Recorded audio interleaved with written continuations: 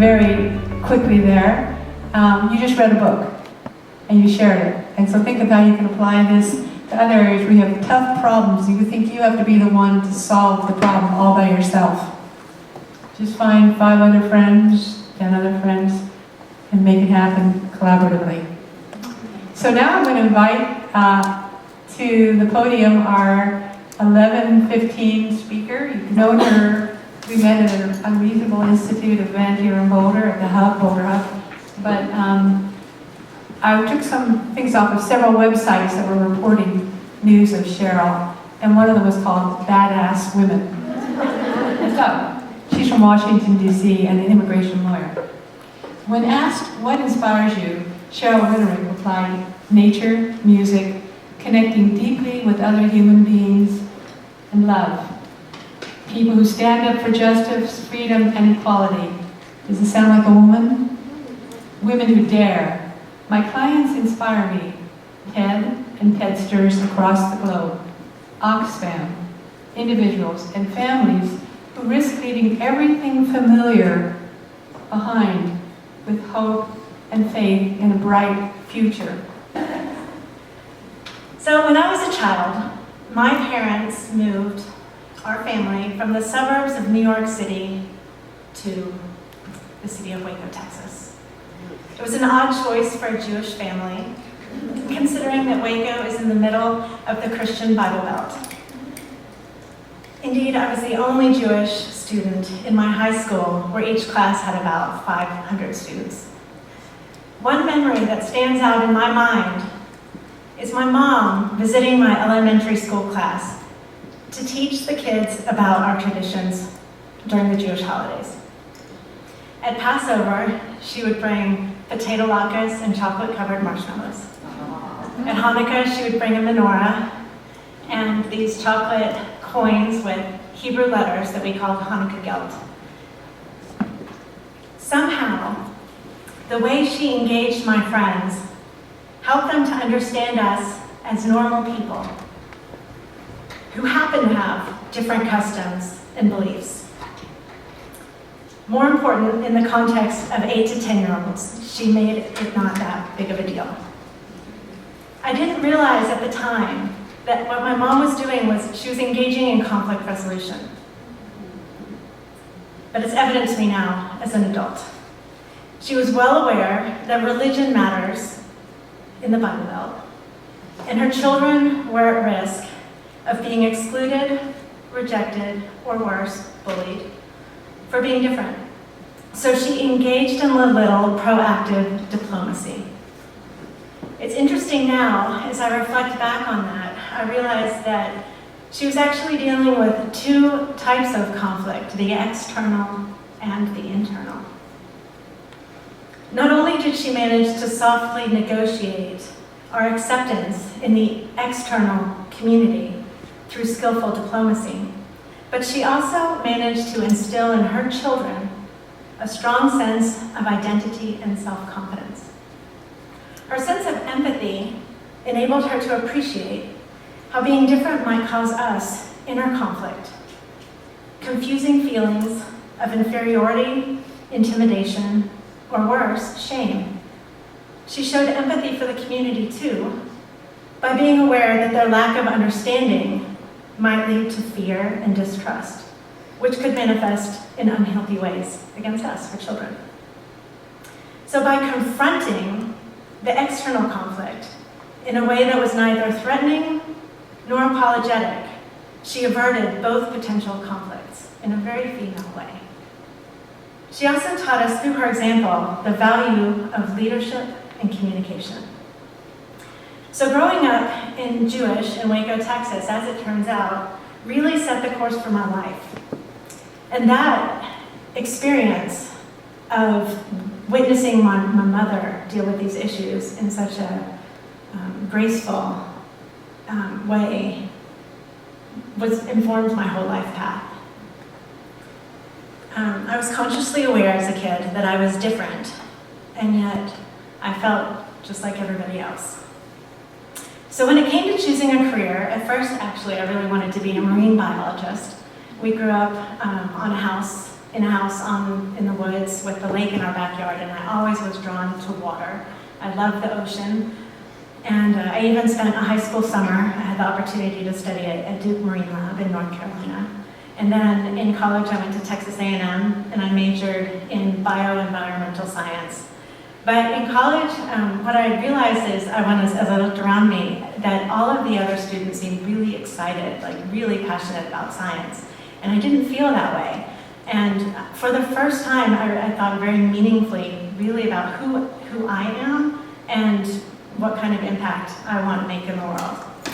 And somehow, I ended up in law school, which is something that I had previously never imagined in my life that I would do, because you think of lawyers as adversarial and people who are drawn to conflict and fighters. But that's not really me. But I did discover in the summer after my first year at George Washington University, I participated in an international human rights law seminar at Oxford University that was co-hosted by my school.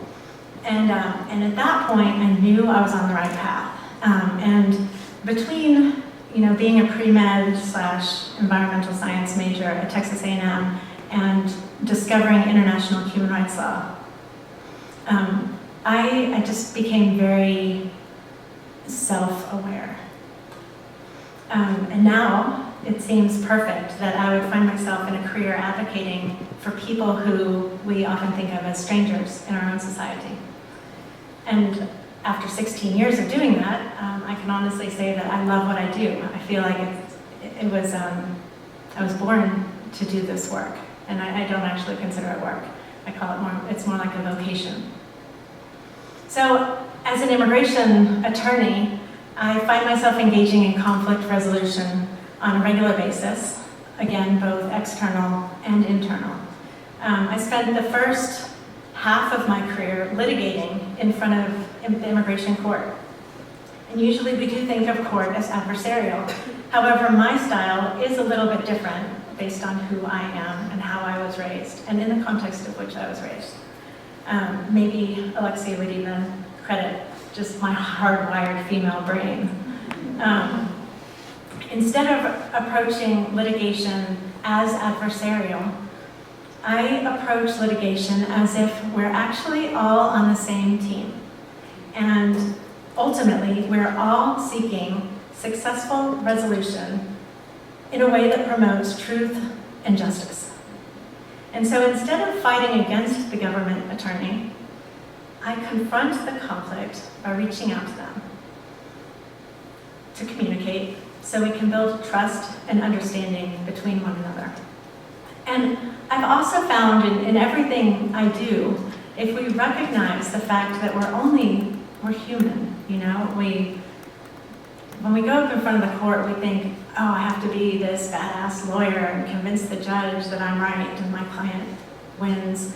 But actually, the first time I went to court, the first thing I did was I said to the judge and to the opposing counsel, I'm super nervous. This is my first time I've ever been in court. But by doing that, by admitting, our human fallibility, that created some empathy from the other side as well. And it broke down the defenses that I think people tend to expect when you go to court. And so through this process of engaging in a respectful way and bringing us down to a human level, I've been able to build really strong relationships, even with the people that I'm supposed to be fighting against. So when I contact the government attorney, I listen with empathy. I don't dismiss anything they say. In fact, I can't dismiss anything they say, because anything I dismiss will turn into a battle in court. And so to be the best advocate, I have to actually validate what they say and then find creative solutions that help them to recognize that we want the same thing in the end. We want truth and justice to be served. And I can present them with all that they need in order to feel comfortable coming to some resolution with me even before we go to court. So basically, I do the work for both sides. I make the government attorneys work very easy by listening to what their concerns are and then addressing them and then convincing them that we have all the evidence we need to prove that my client, qualifies for this benefit. And so then they're not fighting us on it. If they tell me that if they have resistance and they say you haven't proven this, well then I'll go and I'll prove that and I'll bring it back to them. And by the time we get into court, I've also done the judge's job, because now we come to court and we both agree and everybody's happy. It's a win-win-win situation, and the judge is super happy because, the backlog in the immigration courts is crazy. And so when you come in there for a 2-hour hearing and you can be done in 20 minutes, you earn a really good reputation with the judge. They really appreciate the fact that you did your homework, you built relationships, you worked together to find a solution that was good for everybody. And in fact, in Maryland, there's one immigration court, and the chief judge, immigration judge at that immigration court, invited me to guest lecture in his immigration law class at the University of Baltimore once a semester. And I was the only private attorney who had that privilege. And it was because of, I had earned his respect through my female leadership skills. Similarly, that's actually all dealing with the external conflicts that I work with. But similarly, working with immigrants for such a long time, I've had the privilege of witnessing so many people go through these internal conflicts. And most people really only deal with those internal conflicts on a personal basis in your own life. I'm sure everybody here can think of one experience where you've kind of confronted even your own inconsistencies, your own identity, and had to question your priorities. Well, I have the unique vantage point working with people that are coming from one place and landing in another place and living in a different culture, often using a different language on a daily basis, raising kids in a different environment that they're used to. And I witnessed them go through these identity crises, really, on some level. But in terms of conflict resolution, external and internal, the things that I have found to be most successful across the board are consistent. Empathy is very important. Empathy for yourself and empathy for the other people that are involved in the conflict or potential conflict. Communication. Communication is really an effort at understanding. It's knowledge gathering. We're gatherers. We gather the knowledge so that we understand the complete situation, because with all the knowledge, then we know how best to deal with it. When we become aware, then we can see the truth, right? So even when we're going through these exercises with ourselves, if we are aware of all of our own truths and inconsistencies, then we can better deal with our own inner conflicts. And we validate ourselves. Like Rema said in her TED Talk, recognize that the ugly is beautiful too. It's part of who we are. We're all human beings. We don't have to be Superwoman. In fact, if we were, that would be so boring. I mean, who wants to be perfect all the time? It's so predictable, right? I mean, you could die tomorrow and it wouldn't matter, because everybody would know what your life should have looked like. But instead, we are these brilliantly complex, beautiful, and ugly at the same time people. And just knowing who you are is really the most important way to resolve conflict within and without. And knowing who you're working with is likewise, the best way to be able to deal with conflict between and among different people, groups in mediation setting or interpersonal, one-on-one. And also you can look at the macrocosm as well as a macrocosm of microcosm. So, anything on an individual level, one-on-one, it's really the same lessons, the same way of engaging that you will see people do in a family context. the same interpersonal skills, the empathy and communication. And the third one is leadership, right?